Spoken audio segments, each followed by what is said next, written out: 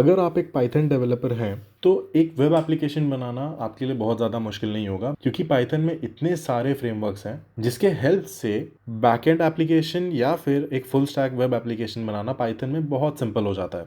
But एक right framework को choose करना is as important as any other decision in the whole project, और ये वीडियो के थ्रू इसी डिसीजन को थोड़ा आसान बनाने में मैं आपकी हेल्प करने वाला हूँ। अब ऐसे तो पाइथन में बहुत सारे वेब फ्रेमवर्क्स हैं, बट जो 3 सबसे ज़्यादा पॉपुलर फ्रेमवर्क्स हैं आज हम उसको डिस्कस करेंगे। ये 3 हैं जांगो, फ्लास्क और फास्ट एपीआई। तो चलिए इन्हें कंपेयर करते हैं। तो सबसे पहला पैरामीटर हमारा कंपैरिजन का होगा टाइप ऑफ फ्रेमवर्क। जांगो एक फुल स्टैक फ्रेमवर्क है। अगर आपको अदर फ्रंट एंड लाइब्रेरीज नहीं आती है या फिर फ्रेमवर्क्स नहीं आते हैं जैसे कि रिएक्ट या Vue.js या एंगुलर, तो भी आप सिर्फ और सिर्फ जांगो और बेसिक HTML CSS के नॉलेज के थ्रू, जांगो के थ्रू आप एक पूरा का पूरा वेब एप्लीकेशन खड़ा कर सकते हैं। फ्लास्क एक माइक्रो वेब फ्रेमवर्क है। इसका मतलब ये है कि फ्लास्क में हमारे पास फ्रीडम होती है कि हम कोई भी टास्क के लिए कौन सा अलग से पैकेज इंस्टॉल करें।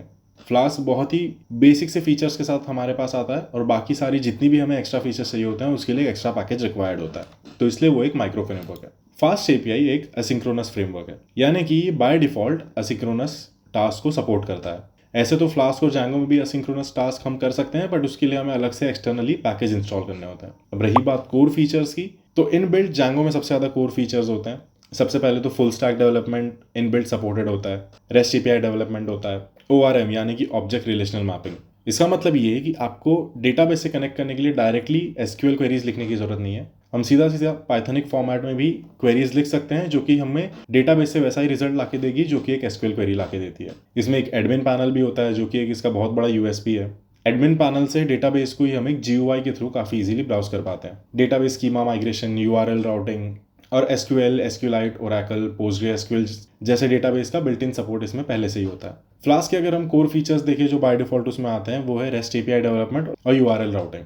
बाकी अगर हमें और कुछ भी फीचर चाहिए जैसे कि ORM, तो उसके लिए हमें एक्सटर्नल पैकेज इंस्टॉल करने होते हैं। अब रही बात फास्ट एपीआई की, जैसे कि मैंने लास्ट पॉइंट में ही बताया, एसिंक्रोनस होता है वो, तो रेस्ट एपीआई डेवलपमेंट तो तीनों में प्रोवाइड होती है। ऑटोमेटिक डॉक्यूमेंटेशन होता है इसमें, ये एक इसका बहुत बड़ा प्लस पॉइंट है। इसके लिए हमें अलग से स्वागर इंस्टॉल करके डॉक्यूमेंट क्रिएट करने की जरूरत नहीं होती है। फास्ट एपीआई बाय डिफॉल्ट हमें एपीआई क्रिएट करते करते ही डॉक्यूमेंट भी वो क्रिएट करते जाता है। फास्ट एपीआई में बिल्ट इन इंटीग्रेशन भी होता है पाइडेंटिक का। अब पाइडेंटिक क्या पैकेज होता है उसके लिए मैं लिंक नीचे डाल दूंगा, बट इन शॉर्ट पाइडेंटिक के थ्रू हमें डेटा वैलिडेशन करने में बहुत ईजी हो जाता है, बिकॉज बाय डिफॉल्ट वो डेटा वैलिडेशन सपोर्ट करता है। अब करें अगर हम बात सेटअप टाइम की, तो जांगो सबसे ज़्यादा टाइम लेता है, बिकॉज ऑब्वियसली उसमें फीचर्स काफ़ी ज़्यादा है, तो सेटअप करने में भी उसको टाइम लगता है। बट फ्लास्क और फास्ट एपीआई कंपेरेटिवली काफ़ी क्विकली सेटअप हो जाता है और उनमें APIs आप रेडी टू गो बहुत जल्दी बना सकते हैं। अगर हम सूटेबिलिटी की बात करें, तो अगर हमारा जो एप्लीकेशन है हमें पता है कि काफ़ी लार्ज स्केल हो सकता है और उसमें काफ़ी सारी फीचर्स की रिक्वायरमेंट हो सकती है, then it's better to go for Django. अगर कोई भी स्मॉल स्केल एप्लीकेशन होगा तो आप फ्लास्क या फास्ट एपीआई दोनों में से कुछ भी चूज कर सकते हैं। बट अगर हमारा रिक्वायरमेंट एसिंक्रोनस या ML बेस्ड एप्लीकेशन का हो, तो फिर उसके लिए फास्ट एपीआई ज़्यादा बेटर होगा। लर्निंग कर्व के हिसाब से अगर देखा जाए बिगनर्स के लिए, तो सबसे ईजी फास्ट एपीआई होता है, उसके बाद फिर फ्लास्क, और सबसे टफ जो होता है वो जांगो होता है। एंड व्हेन आई से tough, I mean tough for beginners. Asynchronous programming जो है, जैसे कि मैंने पहले भी बताया, एक्सटर्नल पैकेजेस के थ्रू आप जांगो और फ्लास्क में कर सकते हैं, बट फास्ट एपीआई में इसका सपोर्ट बिल्ट इन होता है। एसिंक्रोनस प्रोग्रामिंग यहाँ पे मैंने अलग से पॉइंट इसलिए दे रखा है बिकॉज एसिंक्रोनस प्रोग्रामिंग बहुत बड़ी रिक्वायरमेंट होती है कुछ कुछ स्पेसिफिक प्रोजेक्ट्स के लिए। अब अगर हमें पहले से ही ये पता हो कि हमारा जो एप्लीकेशन है एक एज अ मोनोलिथ डिप्लॉय होगा और साथ ही साथ ये आगे चल के बहुत ज़्यादा स्केल होगा, तो जांगो उसके लिए बेस्ट चॉइस है। अगर हमारा एप्लीकेशन एक मोनोलिथ ही होगा बट उसकी स्केलेबिलिटी थोड़ी कम होगी, या फिर हमें एप्लीकेशन को माइक्रो सर्विस में ही डिप्लॉय करना है, तो हम फ्लास्क यूज करेंगे। सिमिलरली फास्ट एपीआई भी उसकी जगह यूज कर सकते हैं, बट अगर ML मॉडल्स हमारे प्रोजेक्ट में इंक्लूडेड हो तो फास्ट एपीआई ज़्यादा बेटर होगी। इकोसिस्टम और कम्युनिटी की अगर बात करें जहाँ पे हमें सबसे ज़्यादा सपोर्ट मिल सकता है, तो वो है जांगो को। जांगो की कम्युनिटी काफ़ी वाइड है। अगर आप इंटरनेट पे कोई भी एक क्वेश्चन सर्च करेंगे जांगो का, तो बहुत ज़्यादा चांसेस है कि उसका आंसर आपको इंटरनेट पे तुरंत मिल जाए।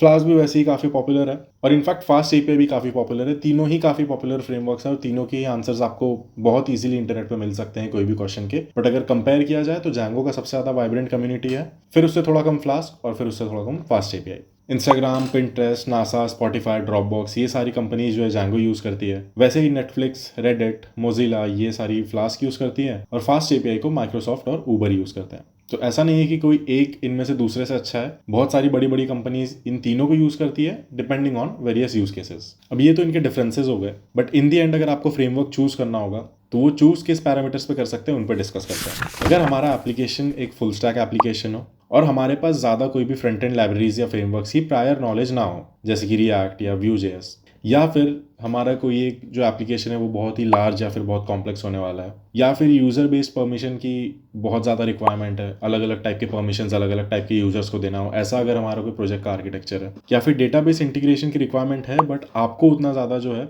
एसक्यूएल की उतनी क्वेरीज के बारे में पता ना हो, तो उस केस में हम Django यूज़ करेंगे। अगर हमारा एप्लीकेशन स्मॉल से मीडियम साइज का हो और अगर माइक्रो सर्विस में उसको डिप्लॉय करना है, साथ ही साथ एप्लीकेशन की रिक्वायरमेंट ऐसी हो कि हमें फ्रीडम उसमें चाहिए कि अलग अलग टास्क के लिए अलग अलग पैकेजेस हम इंस्टॉल कर पाएँ, उस केस में फ्लास्क यूज़ करेंगे।